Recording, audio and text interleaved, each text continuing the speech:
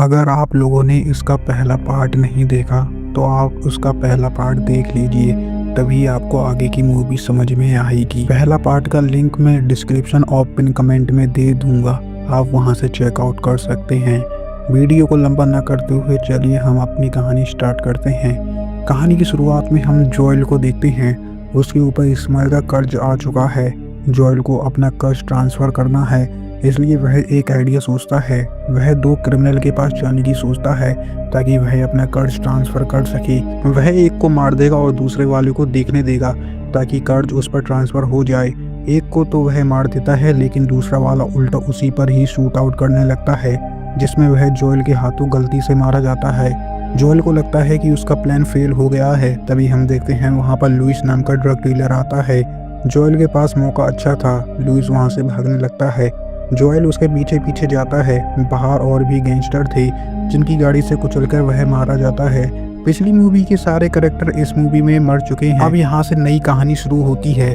हम sky Riley नाम की एक पॉप सिंगर को देखते हैं। स्काई आज अपना कमबैक करने आई है, क्योंकि कई सालों तक उसने अपने आप को नशे में डुबा लिया था, यानी कि हनी सिंह जैसा हाल है इसका। स्काई का एक बॉयफ्रेंड था। एक दिन वह लोग लॉन्ग ड्राइव पर निकले, लेकिन एक एक्सीडेंट हो जाता है जिसमें उसका फ्रेंड पॉल मारा जाता है, लेकिन स्काई बच जाती है। उसे काफ़ी सारी इंजरी आई। 1 साल तक वह अस्पताल में रही। वहाँ पर उसने अपना नशा छोड़ा, फिर कहीं जाकर अब वह सही हुई है। अब हम स्काई को डांस प्रैक्टिस करते हुए देखते हैं। वह काफ़ी थक चुकी थी। उसकी बॉडी पर हम सर्जरी के कट भी देख सकते हैं। उसकी बैक उसे परेशान कर रही थी, इसलिए वह छुपकर ड्रग के कैप्सूल खाती है, यानी कि यह चुपके से अभी भी ड्रग्स लेती है। वह ड्रग को कंज्यूम करने वाली होती है, तभी उसकी मोम डोर को खटखटाती हैं, इसलिए स्काई ड्रग बाथरूम में कहीं पर गिरा देती है।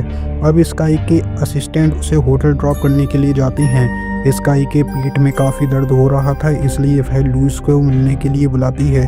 और जैसा हमें पता है, लुइस एक ड्रग डीलर है, यानी कि यह उससे ड्रग लेगी।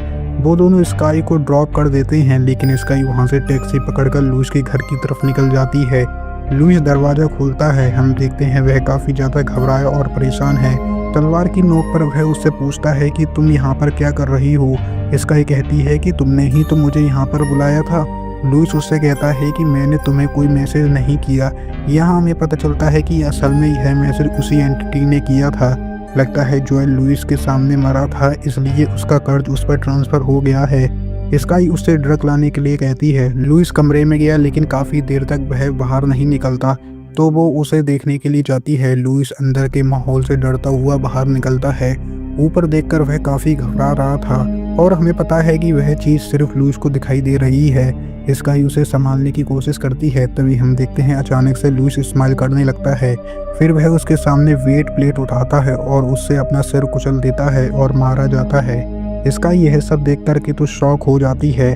लुइस स्काई के सामने मर गया, यानी कि उसका कर्ज अब स्काई पर ट्रांसफ़र हो चुका है। स्काई डर के मारे अब वहाँ से भाग जाती है। रात के वक्त उसे अजीबोगरीब आवाज़ें सुनाई देती हैं, लेकिन वह उसे कहीं दिखाई नहीं देती, यानी कि धीरे धीरे उसके साथ भी यह चीज़ें शुरू होने लगी हैं। अगले दिन वह अपने काम पर थी। उसकी माँ उसे देखती है कि वह काफ़ी परेशान है, इसलिए वह उसे सलाह देती है कि तुम अपनी फ्रेंड जेमा से बात कर लो, शायद इससे तुम्हारा स्ट्रेस कम हो जाएगा। तभी हम देखते हैं वहाँ पर स्काई का एक फ्रेंड आता है। वह उसे एक प्रोग्राम में इनवाइट करता है। स्काई प्रोग्राम में आने के लिए मान जाती है। फिर हम देखते हैं स्काई फ़ोटो शूट करवा रही होती है। फिर वह अपने केबिन में ड्रेस चेंज करने जाती है। तभी उसके मोबाइल में मैसेज आता है कि वह आखिरी रात लुइस के कमरे में थी। यह मैसेज देख करके तो वह काफ़ी घबरा गई। उसे लगने लगा कहीं पुलिस उसे पकड़ ना ली। स्काई को फिर से रात वाली आवाज़ें परेशान करने लगती हैं। इधर उधर देखने पर उसे कुछ भी नहीं दिखता। शीशे में वह अपने पीछे लुइस को देखती है। वह काफ़ी ज़्यादा घबरा जाती है। लुइस अपने हाथ से उसके होठों को फाड़कर एक स्माइल बना देता है। स्काई काफ़ी जोरों से चिल्लाती है। उसकी आवाज़ सुनकर उसकी माँ वहाँ पर आती हैं, लेकिन वहाँ पर तब तक सब कुछ नॉर्मल था। स्काई को लगने लगता है कि लुइस के मरने के बाद उसे हेलुसिनेट होने लगे हैं। अगले सीन में हम देखते हैं स्काई सभी को ऑटोग्राफ दे रही होती है।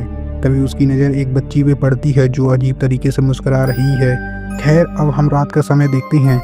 स्काई आज काफ़ी परेशान हो गई थी, इसलिए वह जेमा से बात करने का डिसाइड करती है। वह जेमा से यहाँ आने को कहती है। जेमा उससे कहती है कि वह 45 मिनट में वहाँ पर पहुँच जाएगी।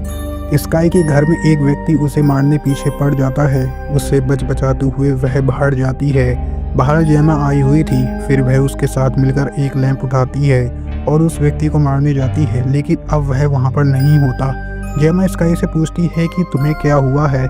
स्काई जेमा से कहती है कि तुम इतनी जल्दी कैसे आ गई, जिस पर जेमा कहती है कि हमारी बात तो 1 घंटे पहले हुई थी। लेकिन स्काई उससे कहती है कि अभी अभी तो हमने बात करी थी। खैर, स्काई उसे बताती है कि कुछ आवाज़ें उसे परेशान कर रही हैं और कभी कभी ऐसा लगता है कि कोई मुझे मारने पीछे लगा हुआ है। स्काई बताती है कि मैंने लुइस को मरते हुए देखा है और अब उसका स्माइल करता हुआ चेहरा मुझे हर जगह नजर आ रहा है।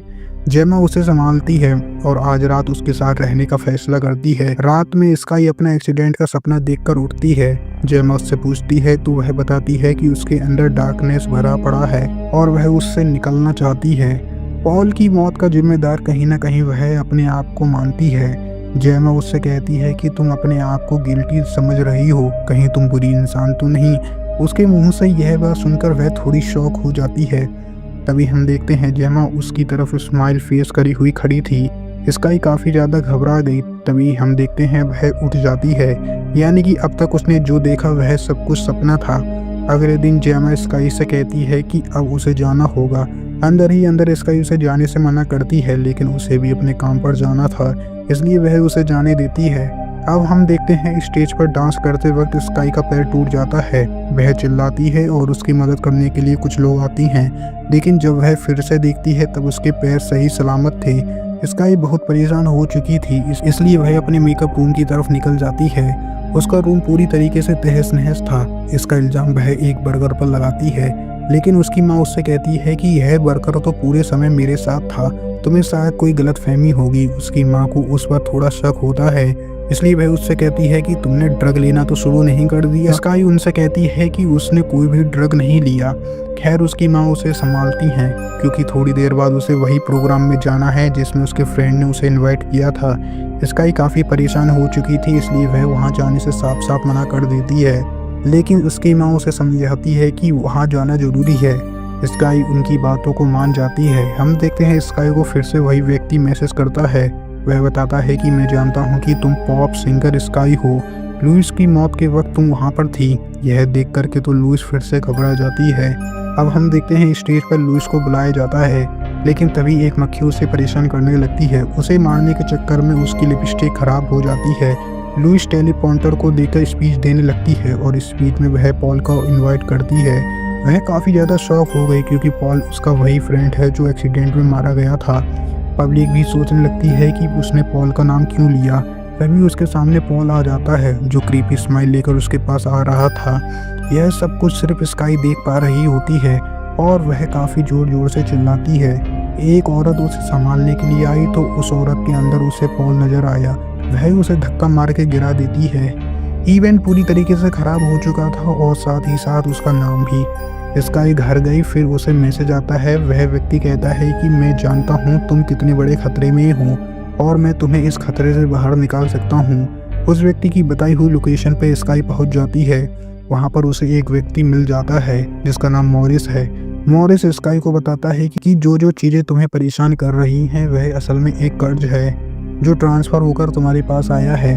अब एक एंटिटी तुम्हें मारने पीछे पड़ा है। मेरा भाई भी इसी से मरा और तब से मैं इस कर्ज पर इन्वेस्टिगेशन कर रहा हूँ।